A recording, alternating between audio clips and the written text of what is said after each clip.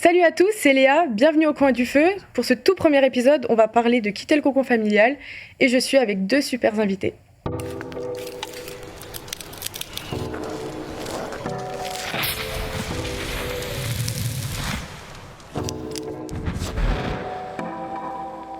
Bon, bonjour à tous, bonjour tous les deux, bienvenue dans cet nouvel épisode de ce podcast au coin du feu. Je suis ravie d'être avec vous, donc je suis avec Andrea et Jean-Philippe.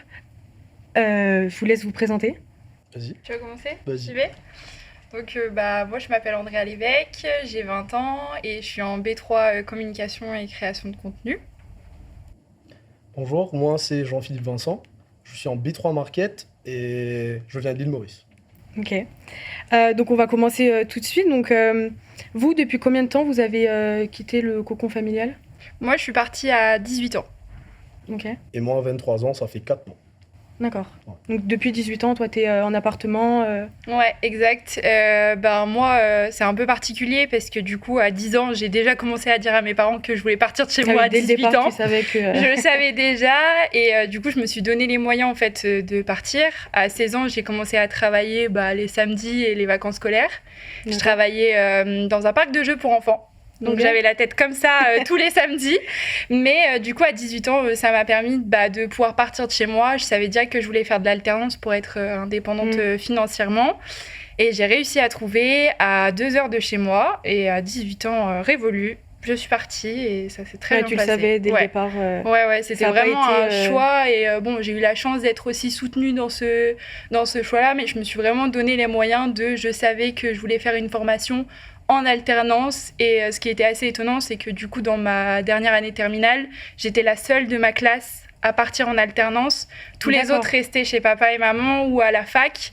Et j'étais la seule dans cette démarche-là de dire moi je veux gagner des sous, même si c'était pas grand-chose à l'époque. Je crois que je gagnais genre peut-être 650 €. Ouais, c'est J'avais rare, un ouais. loyer de 380, une voiture, donc D'accord, c'était assez compliqué. Mais au niveau mais, de la gestion de l'argent, ça a été aussi... Sur les premiers mois, c'était très dur parce que évidemment, même si j'avais quelques économies de côté, ça passe très vite. Même si on se dit on va prévoir ça, on va demander telle aide ou telle aide financière, on se rend pas du tout compte en fait de ce que ça va être en vrai. Et de se dire j'ai un loyer, des charges, de l'essence à payer, de la bouffe aussi. Partir avec le train pour aller à l'école et tout, en fait, on se sent vite submergé. Et malheureusement, en France, en plus, la CAF, ça met très longtemps à arriver. Donc, pendant 4 mois, j'avais pas d'aide financière de ce côté-là. Et c'est vrai que moi, j'ai du mal à dire à mes parents ou à mes proches, je suis en galère de thunes. Donc, je préfère garder pour moi. Ouais. Et ces premiers mois, Les c'était difficultés très dur parce que j'étais tous les mois dans le rouge et j'arrivais pas à terminer... comme ça, mais j'étais tellement fière et heureuse de m'être débrouillée toute seule et d'être indépendante à 18 ans que en fait ça me suffisait d'être dans un petit studio de 20 mètres carrés et de faire ma vie comme ça quoi. Et juste pour situer, t'es partie loin de chez tes parents, je sais pas si tu l'as dit, mais... Ouais, je suis partie du coup à 2 heures de voiture de chez moi. D'accord. Donc c'était quand même un changement, même si j'étais plus ou moins proche. J'essayais de revenir à peu près une fois par mois le week-end. Mais c'était pas possible de revenir tous les week-ends, parce que encore une fois, financièrement, c'est assez dur, quoi. Mais ça allait, en fait. Ouais, tu je l'as plutôt bien vécu. toi. Ouais, je l'ai bien vécu. En fait, j'ai eu des parents qui se sont divorcés très tôt. D'accord. Et donc, du coup, c'était un petit peu difficile, familièrement parlant, avec mes parents. Mais je sais pas. Pour moi, je voulais leur prouver et me prouver à moi-même que je pouvais le faire. Un peu du défi, quoi. Tu t'es mis au défi de... Exact. de parce pouvoir gérer toute seule. Du coup, et, j'ai 2 grands frères aînés qui ont 7 ans de plus que moi et eux restaient chez maman jusqu'à peut-être 25 ans. Et je voulais certainement pas finir comme ça, c'était hors de question. Et du coup, j'avais cette fierté de dire à tout le monde, moi je l'ai fait. Et si je peux le faire en ayant peut-être peu de moyens, et tout le monde peut le faire. Et j'avais envie de prouver à mes grands frères que j'étais capable de le faire. Et à mes parents de dire, voilà, regardez, je pars pas sans rien, sans savoir et en étant complètement inconsciente. Je fais ça et j'avais préparé un plan. Je me souviens, j'avais montré comme un PowerPoint à mon père en lui disant, je vais faire ça comme ça. Et puis regarde, et puis j'ai travaillé, j'ai mis tel sous de côté. Maintenant, j'ai ma voiture, machin et tout. Regarde, je fais ça je suis prête. En sachant, n'aie pas peur, je suis prête. Et moi, même mentalement, je sais que je suis prête. Donc c'était plus t'étais préparée, plus que gratifiant. Ouais, vraiment. C'est bien, c'est cool. Et toi, Jean-Philippe, c'est différent? Franchement, pour moi, c'est beaucoup plus différent parce que moi, depuis que j'ai 18 ans, je savais que je voulais bouger parce que j'ai ma grande sœur qui a quitté le cocon familial à 18 ans. Et donc toi, juste pour resituer, tu viens d'où? Je viens de l'île Maurice, dans l'océan Indien. C'est pas du côté de la Guadeloupe. Tout le monde se pense que c'est du côté de la Guadeloupe, mais c'est dans l'océan Indien. Et du coup, j'ai toujours voulu, parce qu'il y a tous mes cousins, ma sœur et tout, qui ont quitté le cocon familial vers les 18 ans. D'accord. Mais moi, j'étais beaucoup plus à la bourre. Mais de ce côté-là, je me suis dit que... En fait, je me faisais pas vraiment confiance. Quand j'ai fini le bac, quand j'ai fini le bac, je me suis dit, je fais quoi de ma vie? Je sais pas vraiment. Et j'avais commencé à voir, pour venir en France, quelles sont les démarches à faire pour venir en France et tout. Et par contre, après, le Covid est arrivé, donc je me suis dit, OK, je vais commencer mes études à Maurice. Et du coup, ça a retardé tout le processus de quitter le cocon familial, aller dans un nouveau pays et tout pour étudier. Et puis, au début d'année, cette année-ci, j'ai vu que j'avais finalement l'occasion de le faire. Je ne vais pas vous mentir, j'avais peur, j'avais vraiment peur parce que moi, je suis habitué, je rentre chez moi, mes parents sont là et tout, tu vois. Mais au final, je me suis dit, je suis trop dans une zone de confort chez moi. Je fais rien de plus que ce que je suis censé faire. Comme par exemple, je rentre dans ma chambre, je joue, le dîner est prêt et c'est tout, il n'y a plus de responsabilité. Et là, je me suis dit, OK, c'est le moment de se réveiller, il faut bouger pour sortir de sa zone de confort et découvrir vraiment ce que moi je peux faire, quelles sont mes vraies capacités. Et c'est là où je me suis dit, OK, je prends la décision, je cherche des cours en France. Ça n'a pas été facile, franchement, il y a vraiment, il faut être un minimum déterminé pour pouvoir venir. Et après, tout s'est suivi. J'ai commencé les démarches, j'ai vu que j'ai trouvé une école, par exemple, IDOV m'a accepté. Et petit à petit, voilà, tu vois que c'est pas aussi difficile si tu te concentres sur ce que tu veux. Si tu vois ton objectif, tu mets ton but final dans ta tête et ensuite, c'est étape par étape. Mais franchement, là, ça fait que 4 mois que je suis là. Il y a des jours où je regrette ma décision, comme il y a des jours où je me dis c'est la meilleure décision de ma vie. Mais ce que j'apprécie le plus dans tout ce concept de bouger, c'est vraiment apprécier ces galères comme ces réussites, parce que c'est vraiment dans les galères que je trouve que j'apprends le plus. Donc, pour le moment, avoir quitté le cocon familial, ça m'a juste donné de la force pour viser plus haut. Pour dire, OK, j'ai pu faire ça alors que je pensais que je ne pouvais pas le faire. Donc, ça veut dire que je peux faire beaucoup plus. Donc, voilà un peu. Pour les premiers 4 mois de vivre sans ses parents, comment ça s'est passé pour moi. Pour l'instant, tout se passe bien. Génial. Enfin, les hauts, les bas, quoi. Oui, c'est normal dans tout. Du coup, juste pour parler un peu de moi, moi j'ai quitté le cocon familial, on va dire, à mes 18 ans. Pareil, je suis partie en études supérieures. J'étais à 1h30 de chez moi, donc ça allait. Et pareil, un peu comme Andrea, j'ai toujours voulu partir de chez moi. Toujours, pareil, depuis mes 16 ans, je disais, j'ai trop hâte d'avoir mon appartement, de choisir mes meubles, ma déco, un peu comme beaucoup de gens. J'avais hâte de partir. Mais au final, les premiers jours où vraiment, officiellement, j'étais dans mon appartement, je commençais mes cours et tout, j'ai été un peu surprise parce que les premiers soirs où j'étais face à mon assiette, c'était un peu dur, même si j'étais préparée, je me sentais préparée, finalement c'est toujours un peu difficile et ça, faut pas oublier de le dire aussi. Enfin, c'est normal d'avoir des hauts et des bas comme toi, enfin, c'est tout à fait normal. Donc voilà, et après ça a été, j'ai eu mon appartement et j'ai adoré cette période-là. Et ce qui est différent aussi, c'est que là, moi pour le coup, donc je suis en alternance aussi, et mon alternance, elle se trouve à côté de chez mes parents et mon école loin. Donc quand je suis en cours, j'ai mon appartement, mais quand je suis en alternance, j'ai dû retourner chez mes parents. Et là, pour le coup, le retour chez les parents a été très difficile. C'est assez étonnant, mais ça a été super difficile et beaucoup de conflits avec mes parents. Mais parce que dans ma tête, quand j'étais chez mes parents, j'étais encore toute seule. Donc je sortais, mais je les prévenais pas. J'avais pas envie de débarrasser, je débarrassais pas. Sauf que voilà, je suis chez mes parents et je dois quelque chose. C'est pas, ma mère me disait, mais c'est pas un hôtel chez moi. Oui, je comprends, maman. C'est ça, t'as pas envie de débarrasser. Chez nous, voilà, il y a personne pour voir si on n'a pas débarrassé. Donc on débarrasse quand on veut. Sauf que là, t'es avec quelqu'un, t'es en communauté entre guillemets. Donc le retour chez mes parents, a été super difficile. Et au final, je me dis, mais j'ai toujours vécu chez mes parents et je retourne chez mes parents, ça se passe mal. Mais voilà, après avec des discussions, ça va. Mais au début, le retour a été difficile, beaucoup de conflits.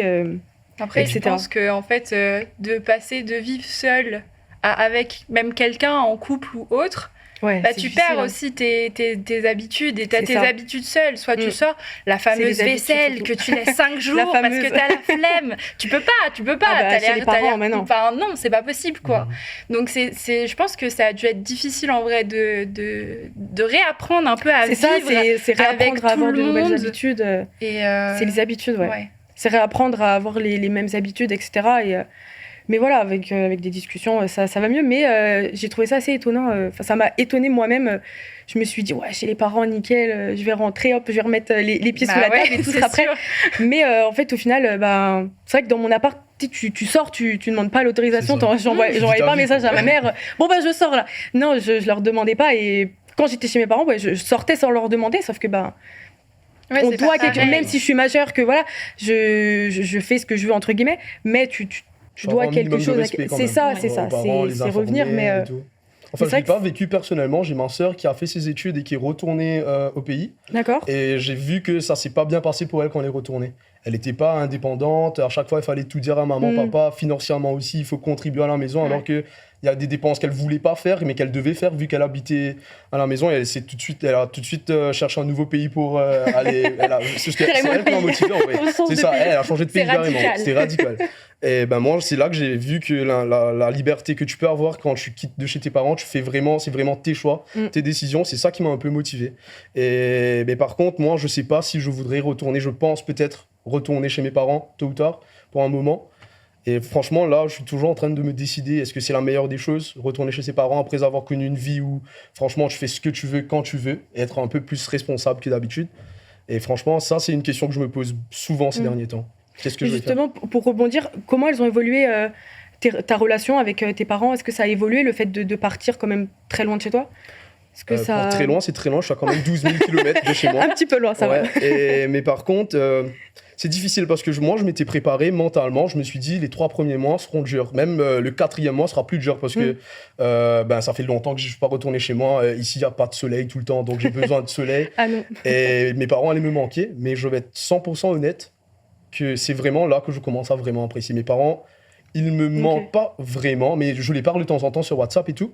Mais je sens pas le manque de mes parents. Au contraire, c'est là que je me ressens plus moi-même. Vous comprenez ce que je veux dire ? Je me comprends mieux quand je suis pas auprès des... C'est ça. Tu fais tes propres expériences. Et je vois à chaque fois à quel moment que je fais plus de, on va dire, de bêtises, à quel moment, comment je me sens comme si dans ma tête, à quel moment choisir ce que je veux faire. Et franchement, moi, après 4 mois, mes parents, on est toujours proches. Ils m'appellent de temps en temps, je vais être honnête, des fois, ils me saoulent. Même quand ils m'appellent à distance, il faut faire ça, il faut manger les légumes, fais-moi voir ce qu'il y a dans le frigo et tout. Mais ouais, et moi, j'ai contacté ma soeur juste après, je lui ai dit, ils te font la même chose, mais dis t'inquiète, après 6 mois, 1 an, ils vont même plus t'envoyer de messages. Je me dis, ok, tant que je passe cette barre, là, pour le moment, je vais supporter. Mais en vrai, je me sens quand même un peu plus proche de mon papa, donc j'étais pas hyper proche. On avait une bonne relation quand même, mais là, on se parle un peu plus et tout. Donc dessus, je vois que ça crée un peu, on est peut-être loin en termes de distance, mais je sens qu'on est beaucoup plus proche. Mais par contre, ce qui est un peu plus difficile, c'est avec mes grands-mères. Je suis quand même attaché à mes 2 grands-mères.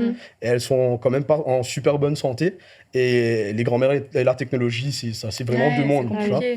Et du coup, ça devient beaucoup plus difficile de parler avec elles.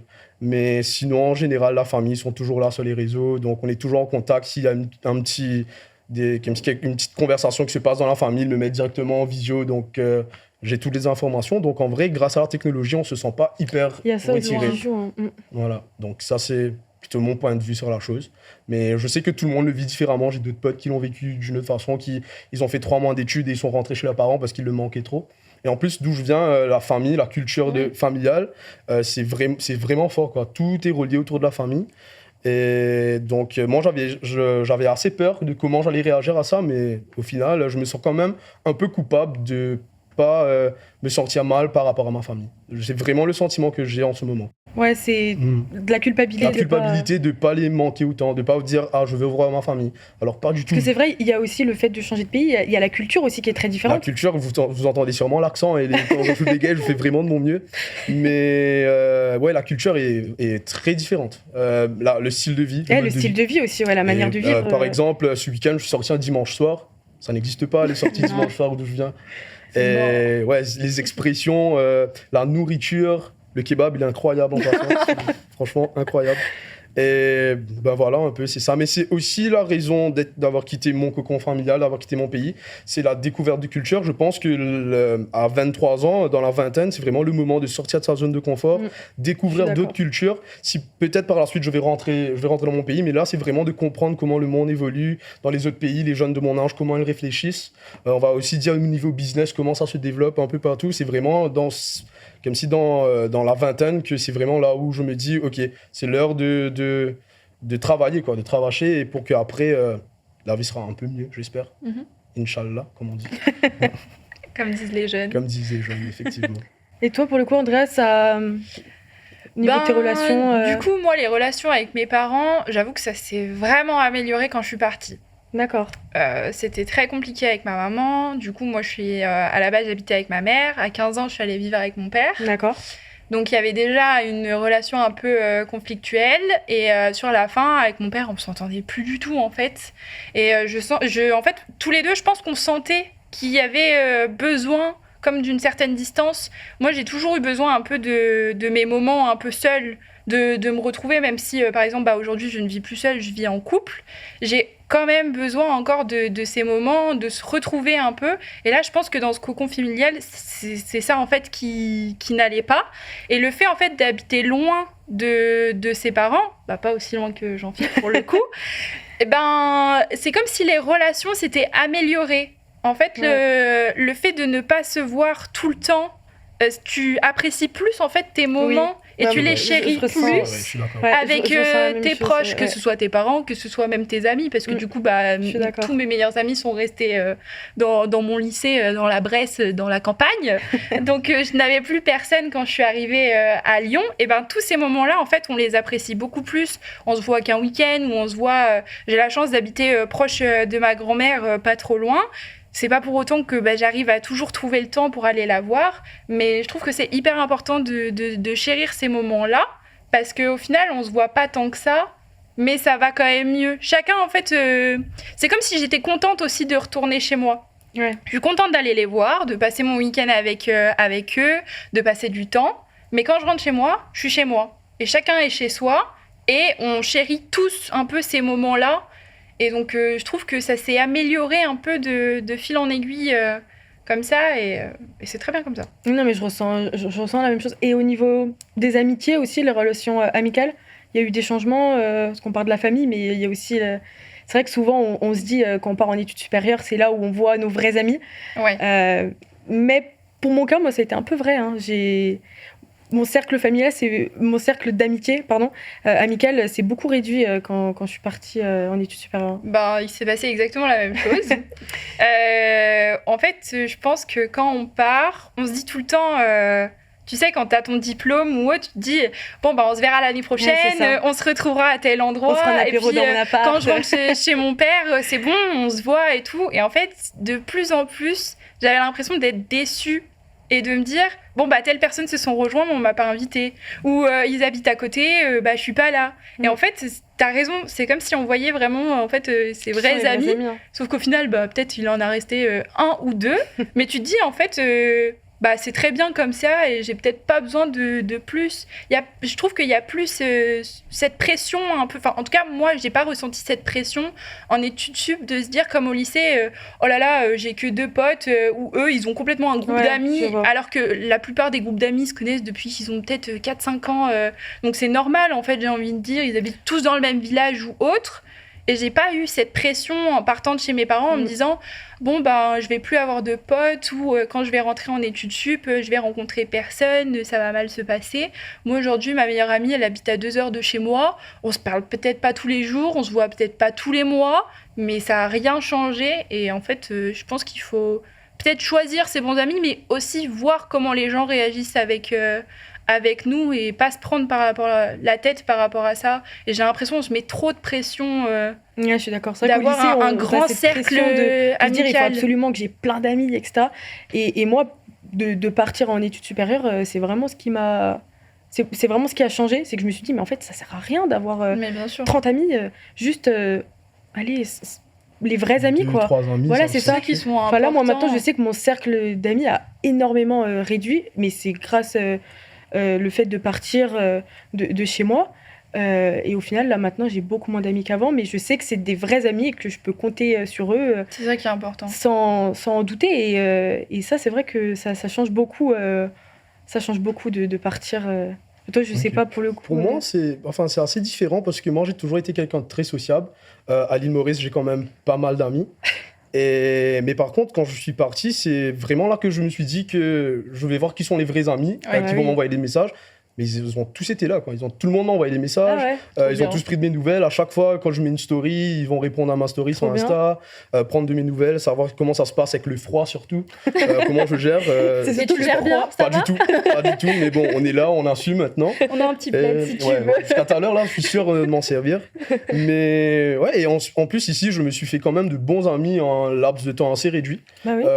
Franchement, quand tu quittes chez toi, tu vas dans un nouvel endroit, tu te dis toujours, tu as toujours cette peur de l'inconnu. Comment ça se passer? Est-ce que je veux me faire des amis? Est-ce que je veux me faire accepter, tu vois, des trucs comme ça? Mais là, je me suis fait quand même de bons amis sur qui j'ai eu pas mal de galères. Déjà, j'ai pris 3 mois pour avoir un logement. C'est cet après-midi que je vais aménager après 3 mois. Mais non, merci. Finalement. Et du coup, j'étais chez une bonne pote qui est de Maurice aussi. D'accord. Et c'est là que j'ai vu que tous mes contacts, mes amis que je me suis fait ici, que j'ai dit que je bougeais. Est-ce que tu as besoin d'aide pour le déménagement? Si tu veux, on vient t'aider et tout. Donc, cool, je me suis senti assez rassuré. Et il y a des jours où ma coloc, elle pouvait pas m'héberger, ma pote plutôt, elle pouvait pas m'héberger parce qu'elle avait d'autres bails à faire chez elle. Et je me suis dit, je fais quoi là? Je vais dormir sous le pont. Mais du coup, c'est là que j'ai vraiment vu, il y a des amis qui m'ont dit, t'inquiète, je suis pas là, mais je te passe les clés, tu vas dormir chez moi. Alors que à Maurice, ça va jamais arriver, des trucs comme ça, où quelqu'un va te passer la clé de sa maison, va dormir chez moi. Et ici, j'ai vu qu'il y a des gars qui l'ont fait pour moi. Je me suis dit, en vrai, je suis bien tombé, je me suis fait de bons amis. Et toute cette peur de dire, si un jour j'ai rien, je suis dans la merde, comme on dit, qu'est-ce que je vais faire? Je sais qu'il y a des gens qui sont là, ils me l'ont prouvé à maintes reprises. Donc ça rassure toujours de savoir qu'il y a des gens qui sont là pour toi. Ouais, ça c'est le côté sécurisant c'est ça. De se dire si un jour je suis en galère, je sais qu'il y a des gens derrière pour être là pour moi. Et je fais confiance à presque tous les potes que je me suis fait ici, je les fais confiance et franchement ça rassure. C'est cool. Si un de mes amis écoute le podcast, franchement merci. Merci beaucoup. On le remercie. Et du coup, si vous deviez tirer des leçons sur la manière de vivre indépendamment, quelles leçons vous en avez tirées d'être loin de chez soi? Moi, serait peut-être déjà d'arrêter de me sous-estimer, parce que je me sous-estimais beaucoup, pour être tout à fait honnête. J'ai le même problème. Je pense que, en parlant à beaucoup d'amis, j'ai parlé du sujet de... Je sais pas si vous l'aviez eu, mais arrive un moment, quand tu rentres dans la vingtaine, où on a ce type de dépression, on se dit, mais on fait quoi de notre vie? Je sais pas si vous l'avez eu, mais moi, je l'ai eu d'une manière assez brutale. Ouais. Et c'est ce qui m'a réveillé. Donc, c'était en début d'année. Je suis rentré dans une dépression assez brutale, comme je l'ai dit. Et c'est arrivé vers mars que je me suis dit, OK, j'ai le choix. Soit je reste dans cet état, ou je fais quelque chose de ma vie. Soit tu changes. Exactement. Et voilà, d'où la décision d'être venu ici, pour changer d'atmosphère un peu. Et c'est là où je me suis dit, OK, la première leçon que je peux en tirer, c'est que quand j'étais dans ma zone de confort, je me limitais, je limitais mes capacités.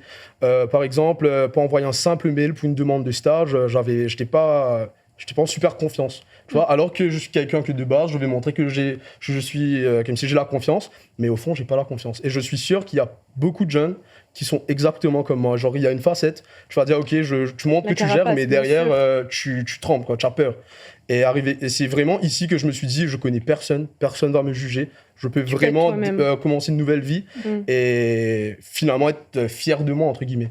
Et voilà, la première leçon, ça a été de voir que je peux, même si ma tête me dit que je peux pas le faire, si je fais un bon plan, je mets les étapes à chaque étape, et j'ai réalisé que j'ai pu le faire au final. C'est pas aussi compliqué. Donc je trouve que quitter son cocon familial, c'est aussi pousser ses limites. C'est vraiment ça. Ouais. Donc moi, j'encourage vraiment tout le monde qui se disent je suis pas trop sûr de quitter chez moi, je suis bien là, j'ai pas de dette et tout. Franchement, c'est vraiment la meilleure des décisions parce qu'au final, tu découvres que sur nous-mêmes, c'est ça. Tu fais beaucoup plus que tu penses. C'est vrai. C'est un peu ma première leçon pour le moment. Je suis assez d'accord avec toi parce que je suis exactement pareil que toi. J'ai vraiment une façade de montrer aux gens, bah voilà, ce que j'ai fait et tout, alors que derrière, les chocottes, quoi. Ah, vraiment, au final, j'avais quand même peur, tu vois, je me suis dit, quand même, Andrea, t'as 18 ans, tu pars de chez toi, tu connais personne, t'as pas de sous, au final, comment tu vas t'en sortir? Et comme je disais précédemment, j'ai jamais eu l'occasion, et même j'ai jamais osé dire à mes parents, bah, ce mois-ci, je suis dans le négatif, comment je fais, est-ce que vous pouvez m'aider ou autre? J'ai jamais osé ça. Et en fait, je pense que ce qu'il faudrait dire, c'est ne pas avoir peur. Et en fait, il faudrait arrêter d'idéaliser, quand même, de partir de chez soi et de dire, en fait, je pars de chez papa et maman, ça va être trop bien, je suis indépendante, je fais ce que je veux, je vais en boîte, je sors au restaurant, je fais ci, je fais ça. Alors que non, en fait, ça se passe pas comme ça. Et en fait, on se rend pas du tout compte que avant de partir, ça va se passer comme ça. Donc, si je pourrais dire, en fait, à la Andrea de moi, quand j'avais 18 ans, c'est prends ton temps et confiance en toi, ma grande, et juste suis les bonnes étapes, suis le processus et fais-toi confiance, en fait. C'est vraiment ça, se faire confiance. Et si on sait qu'on a les capacités, ben pourquoi douter, en fait? Pourquoi on devrait douter de nos capacités et à chaque fois se remettre en question? Je dis pas que se remettre en question, c'est mal. C'est une bonne chose, au contraire. Mais pourquoi douter, en fait, de toutes ces capacités, mais que ce soit au travail, à l'école ou même dans sa vie de tous les jours? Et ça, c'est hyper important, comme disait Jean-Phi. Il faut arrêter de se sous-estimer et de se dire, bah, en fait, je suis pas capable de le faire, alors que, en fait, si, il faut juste se donner les moyens. Demain, tu veux une alternance, tu vas pousser les portes et t'appelles tout le monde 50 fois par jour s'il le faut, mais tu la trouveras ton alternance, tu vois ce que je veux dire? On apprend beaucoup sur nous-mêmes de quitter le cocon familial. Et en fait, ouais, c'est ça, c'est vraiment, tu te retrouves seule, bah, face à tes problèmes, hein, limite. Ah bah et c'est soit tu choisis, tu as deux chemins. Soit tu choisis la solution de facilité, tu retournes voir papa et maman. Bon, comment je fais? Ça se passe pas bien. Oh, je reviens. Et tu restes dans ton truc. Mais à un moment ou un autre, j'espère pour toi que tu pars quand même, que tu restes pas jusqu'à 30 ans chez tes parents. Soit, ben, tu te mets un peu un coup de pied aux fesses en te disant, ben, en fait, comment ils ont fait les gens qui étaient dans la même situation que moi, se retrouver tout seul comme ça, et par exemple qui n'avaient pas forcément les parents qui avaient les capacités d'aider financièrement ou autre. Comment ils ont fait? Et ben en fait, moi j'ai choisi de prendre ce chemin-là et de se dire bon, bah je vais aller un peu progressivement et faire mes propres expériences toute seule. Bah voilà, comme tu dis, il y a des chutes, mais il y a aussi des hauts. Et les hauts et les bas font tes propres expériences. Et c'est ça aussi qui fait que tu te construis comme personne. Il faut accepter les bas aussi. Ouais, oui, et ça c'est dur. Faut pas voir, parce que c'est vrai que souvent, avant de quitter le cocon familial, on idéalise ça. Enfin, moi, personnellement, j'idéalisais le fait d'avoir mon appartement. Je me disais, je vais mettre ma déco et tout. Alors, ça se passe pas du tout comme ça. Et c'est ça aussi, il faut avoir conscience que ça peut mal se passer. Mais il faut rebondir, il faut savoir rebondir. Faut pas retourner, par exemple, chez les parents. Bon, c'est très... Mais il faut savoir accepter les bas et savoir... Enfin, accepter de... Moi, je dis, il faut quand même en profiter, les moments de galère. Il faut vraiment toujours trouver le positif, se dire, OK, là, j'ai connu la galère pour que après, quand je serai bien, je vais me dire, au moins, j'ai connu la galère. C'est ça. Et après, c'est une fierté aussi de se dire, OK, là, j'étais mal, mais j'ai su rebondir. Qu'est-ce que j'ai fait ça apporte aussi de la fierté. Et il y a la maturité aussi. Tu prends la maturité bien sûr, tu prends un coup. Mais soit t'es un peu mature et quand tu pars, enfin moi j'avais un peu ce cas-là parce que du coup j'ai commencé à travailler à 16 ans, donc forcément t'es un peu obligé de se dire bon j'ai mes propres dépenses et puis t'as une certaine responsabilité aussi. Tous les samedis à 13h à 19h tu vas travailler. Et t'as pas le choix, c'est comme ça, t'as un contrat. C'est vrai. Donc t'as aussi une certaine maturité dans ce cas-là. Mais pour les gens où je me dis, tu vois, tu pars à 18 ans, ou même à 20, ou même à 23, c'est possible, qui n'ont pas cette maturité-là de se dire, bon, je suis chez papa, maman, c'est eux qui vont gérer, ils vont faire à manger. Et comme tu disais, tu vois, genre je vais jouer, etc. Mais tu dois te prendre un coup dans la tête en disant, mais waouh, en fait, j'ai toutes ces responsabilités-là et je dois gérer tout seul. C'est ça la vie en général, parce qu'après, il n'y aura plus maman et papa à un moment. Non, mais c'est ça. Donc, c'est soit on le fait maintenant, tu vois, on prend la claque maintenant, soit à 30 piges, on se prend la claque, on se dit, mais on fait quoi maintenant quand il n'y a plus maman et papa? Donc, c'était vraiment ça, se dire, soit je bouge maintenant ou jamais. Déjà, à savoir qu'à Maurice, c'est pas vraiment dans notre culture de quitter le cocon familial. C'est vraiment quand tu te maries, C'est là que tu quittes le cocon. Comme mes grands cousins et tout, mes parents et tout, c'est la même chose. C'est à 27 ans, 28 ans que tu quittes le cocon familial. Parce que c'est difficile de se payer un appart. Déjà pour un étudiant à Maurice, le SMIC, c'est cher, si je le compare, le SMIC mauricien, si je le compare en euros, ça vous fait à peu près 300 €, le SMIC. À Maurice. Donc un jeune, il va toucher à peu près le SMIC et c'est impossible de se louer un appart, payer les factures et tout. Ça doit être très cher. C'est vraiment impossible. La vie est chère là-bas. C'est ça. La seule solution pour moi de quitter le cocon familial, c'était mes études. De partir. Donc un côté, ça m'aide à grandir. De l'autre côté, j'ai aussi mon diplôme. Je fais aussi mes études. Donc c'est gagnant-gagnant en vrai. Mais il y a une expression créole que j'aime bien, c'est chaque la montée n'a sur la descente. Veut dire chaque montée a sa descente. À chaque fois que je me vois en train de galérer, je me dis je sais qu'à un moment je redescends. Et là je vais kiffer. C'est pas grave. Là c'est le moment de galérer. C'est pas grave, je galère. Financièrement aussi c'est dur. Même financièrement c'est dur. J'ai pas droit à l'alternance. Je parle d'alternance donc je travaille pas en ce moment. Je me fie vraiment sur ce que mes parents me donnent. En fait, du moins pour mon loyer aussi, c'est mes parents qui m'aident. Heureusement que mes parents, et mon parrain aussi, ils m'aident beaucoup. J'ai la chance d'avoir eux pour me supporter. Mais si j'avais pas eu ça, ce serait vraiment impossible pour moi de ça aurait été venir. trop compliqué. C'est difficile, franchement, c'est difficile. Mais après, une fois encore, si ça peut aider quelqu'un d'autre qui est dans la même situation que moi et qui n'a pas les moyens financiers, si franchement, tu es déter, comme on dit, déterminé pour ça, tu fais tout ce qu'il faut pour, l'argent va suivre. Ça, c'est sûr. C'est ça. Si tu montres que tu es motivé, l'argent va toujours suivre après.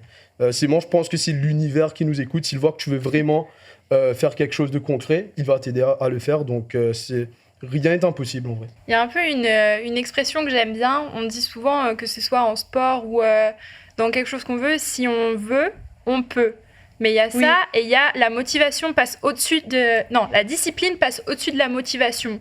Dans le sens, comme tu disais, si tu veux quelque chose, tu vas le chercher et tu donnes les moyens vraiment pour. Et je me dis, pour les gens qui le souhaitent vraiment, mais encore une fois, qui ont ce problème de manque de confiance, en fait, il faut vraiment se le prouver à soi-même. C'est ça. Et c'est vrai que là, tu parles de confiance. C'est vrai que aussi de partir, tu prends confiance en toi. Hein. Parce que tu te retrouves à faire des choses que tu dis, je suis capable de faire ça. Ouais. Moi, je sais que ça m'a permis aussi d'avoir confiance en moi. Je me dis, attends, c'est pas rien quand même de quitter et de... Mais ça arrive aussi que tu réalises, donc ça, je peux pas faire ça. Oui, aussi. Tu vois, en ce moment, ça m'arrive souvent. Genre, je me dis, ça, finalement, je suis pas capable de le faire, mais je le prends positivement. Je veux dire, ça, c'est pas mon truc. Donc, je le mets de côté. Maintenant, je sais, ça, c'est plus mon truc. Donc, j'essaye de m'orienter comme je peux.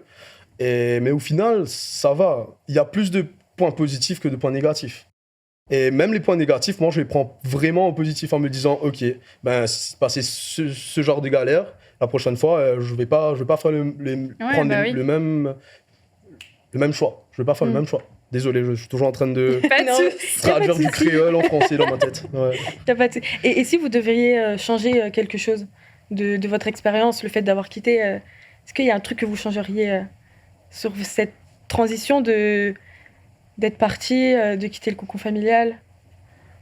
Moi, je pense que je changerais pas. Parce que c'était vraiment un choix qui était réfléchi, c'était pas sur un coup de tête. Et que, comme on fait que de le dire depuis tout à l'heure, il y a eu plein de hauts et plein de bas aussi. Et je pense que c'est ce qui a fait aussi de la personne de qui je suis aujourd'hui. Ouais, et qui m'a aidée en fait à être comme je suis et voir les choses d'une certaine manière, qui fait que en fait pour rien au monde je changerais d'avis sur le fait que c'était vraiment la bonne solution et le bon choix pour moi de partir à 18 ans, malgré toutes les galères de thunes que j'ai eues, malgré les problèmes. J'ai ma voiture qui est partie 3 fois à la fourrière dans une année. C'était horrible, j'ai payé 130 € à chaque fois d'amende, enfin c'était que des galères comme ça. Demain je me dis ça me fera des bons souvenirs et des bonnes anecdotes à raconter à mes enfants ou à je sais pas qui ça. Et c'est ce qui a fait vraiment de qui je suis aujourd'hui. Et non, je pense que je changerai pas en fait le parcours que j'ai pu choisir. Je confirme cette parole. C'est exactement ça, moi aussi. Parce que je me dis, c'est vraiment tous ces choix que j'ai fait, les bons choix comme les mauvais choix, c'est vraiment ça qui fait le Jean-Philippe d'aujourd'hui. Ouais. Tu vois, c'est vraiment ça. J'assume toutes mes erreurs parce que si j'étais pas passé par ces erreurs, je serais pas là. Par exemple, quand j'étais en dépression, entre guillemets, je me disais, mais franchement, je suis vraiment pas chanceux. C'est toujours moins.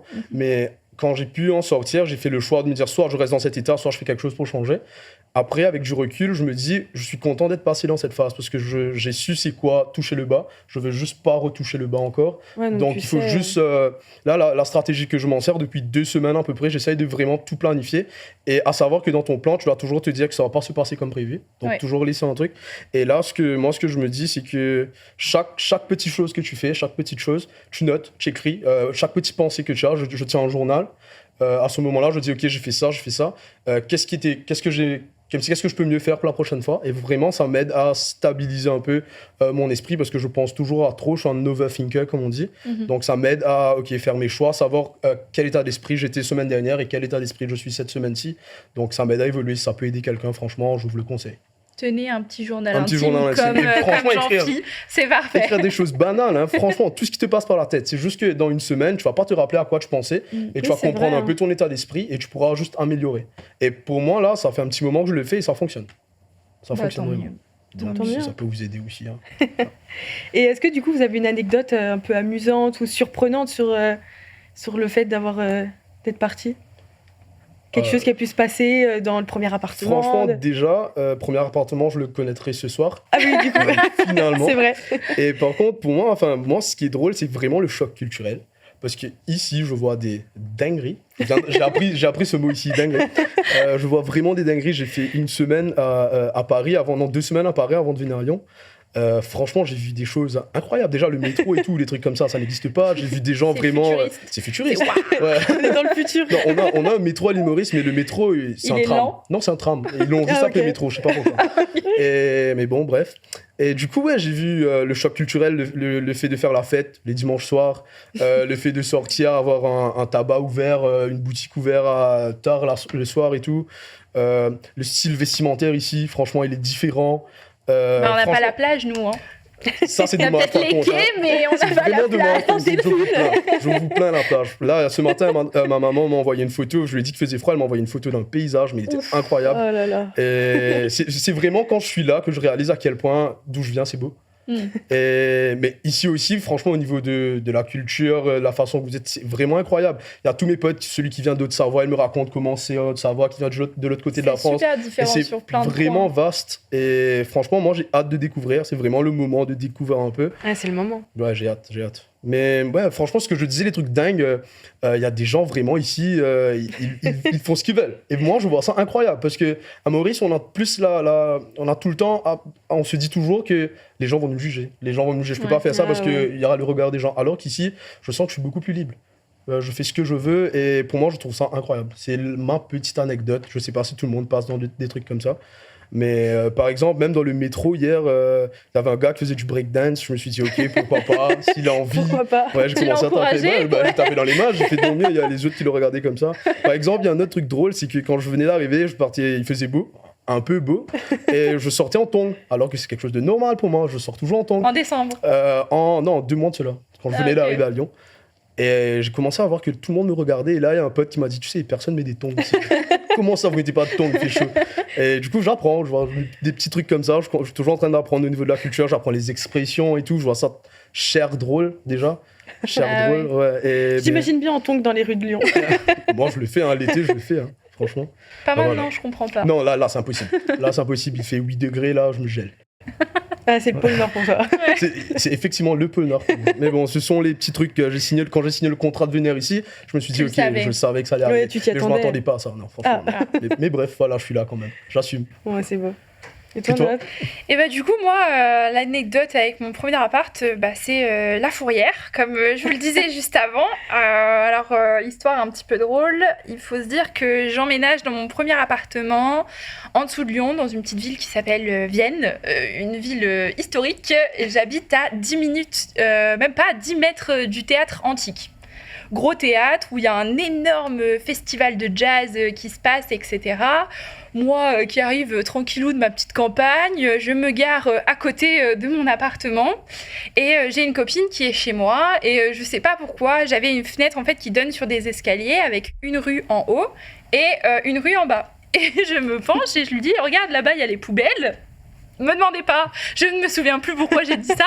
Je me retourne de l'autre côté, je dis, et là, il y a il n'y a pas ma voiture. Et donc, je sors de chez moi et je monte et je vois des petites mamies sur des chaises longues en plein milieu de la rue. Je me dis, mais qu'est-ce qu'elles font? Et là, j'arrive, je dis, excusez-moi, vous n'avez pas vu une Citroën C3? Et elle me dit, celle avec un A? Oui, elle est partie avec la fourrière. Je me suis dit, mais comment ça ça fait 2 jours que je suis arrivée. Comment ça, je vais appeler mon père pour lui dire ma voiture est partie à la fourrière? Ça fait 2 jours, quoi. Et je lui dis, mais comment je fais? Donc je me mets à pleurer. Et ma pote, elle me dit, mais c'est pas grave, c'est pas comme si on te l'avait volée. Je dis, bah oui, mais j'ai quand même plus de voiture. Donc j'appelle la police. Et la police me dit, bah passez demain, madame, pour la fourrière, etc.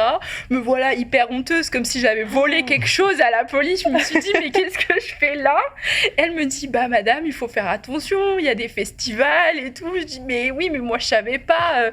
Ah bon, vous n'avez pas été prévenue? Sauf que la police est à 1,3 km de la fourrière. Donc me voilà marcher 1,3 km pour aller chercher ma voiture pour qu'on me fasse payer 130 €. Et ça m'est arrivé 3 fois dans l'année parce qu'il y avait le festival 3 fois dans cette année. C'était horrible. Et à chaque fois, ils mettaient des panneaux différents. Mais non, mais à chaque fois, je pétais des plombs en disant, mais c'est pas possible, quoi. Vraiment, je me gare au bon endroit et ma voiture part à chaque fois à la fourrière. Donc, heureusement pour moi, j'ai déménagé de l'autre côté de la ville, là où il n'y a pas de festival, je me fais pas embêter. Et deuxième petite anecdote assez sympa, c'est que comme j'étais à 10 mètres de la scène du concert, mon appartement résonnait et les murs vibraient toute la nuit jusqu'à 1h du matin. Pendant 3 semaines, c'était bien. Ah bah, c'est comme si j'étais avec eux finalement, donc pas besoin de payer, j'étais là en fait. Toujours voir le côté positif. Voilà. Donc c'était assez sympathique. C'est pas cool sur le moment. Non, sur le coup, c'est vraiment pas cool. Mais avec du recul, on en rigole. Mais du coup, c'est arrivé à une amie à moi il y a pas très longtemps où sa voiture est partie à la fourrière. Je lui ai dit, alors attends, je vais t'expliquer le procédé par cœur. Je connais bien, donc j'appelle le policier. Je lui dis, vous avez bien la plaque? Oui, ok, demain je t'emmène à la police, pas de problème, je sais comment faire. Si on a un problème de fourrière, appelez-moi, c'est bon, je sais comment faire. Et du coup, je rebondis aussi, si vous avez un message à faire passer à ceux qui nous écoutent sur... un message à faire passer pour ceux qui veulent quitter le cocon familial? Allez-y. Ne réfléchissez pas trop quand même. Un minimum réfléchir, savoir ce qu'on veut vraiment faire. Prévoyez quand même un petit peu. Un minimum, mais aussi ne pas avoir peur de l'inconnu, parce que c'est vraiment dans l'inconnu que tu te découvres déjà.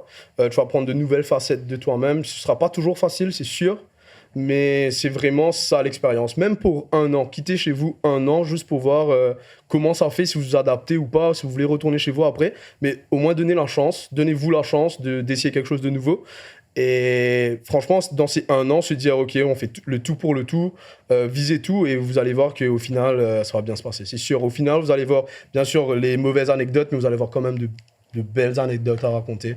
Et si vous y réfléchissez, allez-y. Franchement, allez-y. Je suis assez d'accord avec Jean-Philippe. Je pense qu'il faudrait dire en fait que si on a envie de faire quelque chose, on se donne les moyens, on prévoit un minimum quand même, parce que partir dans l'inconnu en se disant bon, je vais habiter à 6000 km de chez moi et on verra si on trouvera l'appart, c'est quand même mieux de savoir un peu ce qu'on va faire, prévoir, et puis même pour vos proches, je pense que ça va rassurer aussi pour vos parents de savoir que vous savez ce que vous faites, mais juste faites-vous confiance et ce sera la plus grande fierté de votre vie en fait, de se dire j'ai fait ça et je le dois qu'à moi en fait. Et ce sera vraiment une expérience et comme a dit Jean-Philippe, on va vraiment se découvrir en fait en tant que personne et découvrir de nouvelles facettes qu'on n'aurait peut-être pas imaginées, et c'est vivre la grande aventure quoi. Mais c'est vrai que je suis d'accord, faut foncer quoi, tout en étant préparé, mais ouais, pour moi vraiment les études supérieures c'est les plus belles années. C'est ça. Vraiment c'est les plus belles années qu'on puisse en tant que jeune adulte. Moi c'est les meilleures, et aussi être préparé aux difficultés. Toujours avoir ça en tête, mais comme tu l'as dit, foncer, hein, c'est difficile. Il y a des hauts, il y a des bas.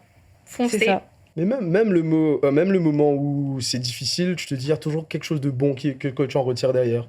Je te dis, ok, je passe d'une galère, je sais que la prochaine fois que j'ai la même galère, je serai préparé. Des trucs comme ça. Donc moi, j'essaye de me motiver au maximum. Et pour le moment, ça se passe bien.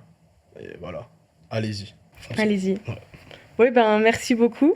Avec grand merci plaisir. Jean-Philippe, merci Andrea. J'ai été ravie de parler sur ce sujet. Et je vous dis à bientôt pour un nouveau épisode. Merci beaucoup. À bientôt. Merci.